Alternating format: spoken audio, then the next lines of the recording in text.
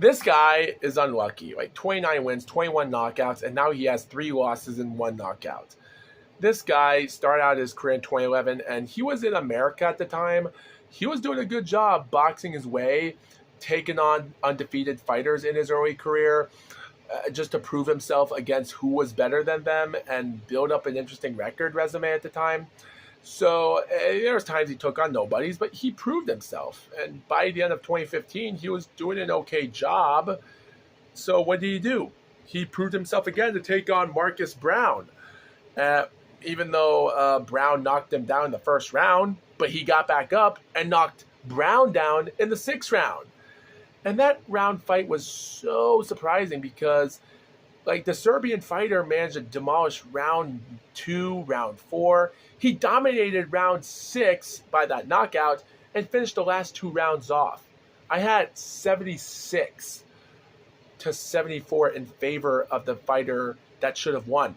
And Marcus Brown, like, one judge had it favored for him, but the other 2 had it 76 to 74, 76 to 75 for Brown. It was unlucky, but the guy proved himself that night. And he continued to box his way for another win, took 2 years off, took his time in 2018 to get back his record. He fights for the IBF World Light Heavyweight title, but got dominated by Artur Beterbiev. Now you think to yourself, man, does he have what it takes anymore? At this moment, by the end of the decade, I just don't think he does. Like, yes, he takes on a few nobody fighters, but then by 2020 to 2023, he fights 1 fight a year.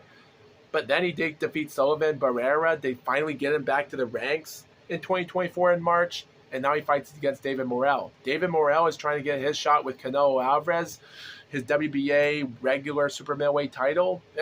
Forget, he's going up to the ranks to go with David Benavidez. This fight is for the WBA Worldwide Heavyweight title, and it was weird. David Morrell, I don't know what to say about it. Come round 1, round 2, and round 3, he did an interesting job. Come round 4, I kind of gave it to the Serbian guy because I think he kind of deserved it. Round 5 and most weeks, it was him, Serbia again.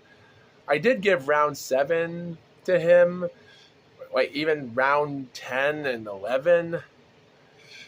Like at that moment, those were like easy rounds to win. Like there's nothing much to say. Like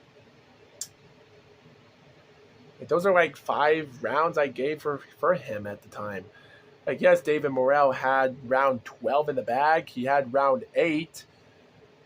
Like, those are like 5 rounds apiece. Like, round 6 and round 9 were somewhat rounds that were close enough to be the Serbian guy. And they were close enough rounds. Yeah. Like, would David Morrell won one of those rounds? Do you think David Morrell won round 6 or round 9 in that time in those fights? Like, when I look back at the fight, I just didn't want to watch anymore. Like, when I watch a fight, it was a hard fight for me to judge. It was like 114 to 114 even. I gave the Serbian guy round 6 and gave Morrell round 9, and it was an interesting fight. Don't get me wrong, but man, like I do think the Serbian guy did better, but the judges, Zachary Young, Patricia Morse, 117 to 111. Jesse Reyes, 118 to 110. Scored unanimous, David Morrell.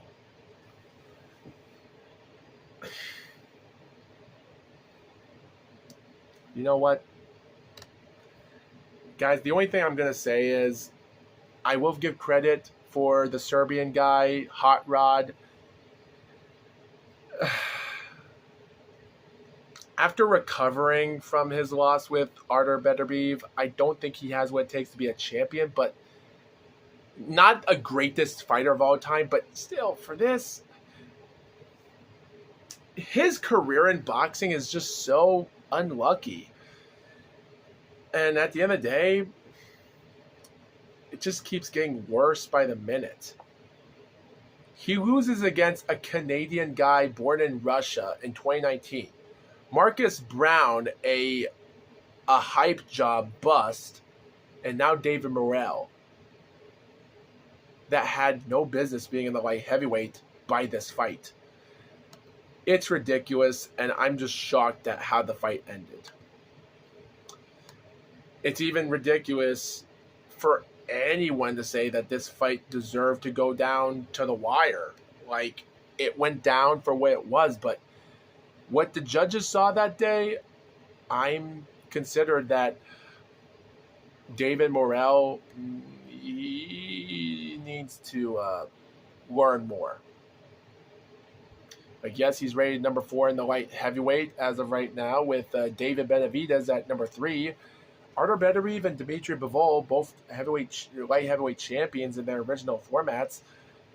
We're still trying to find someone to get to there, but something tells me that David Benavidez and David Morrell, they might bring in something here.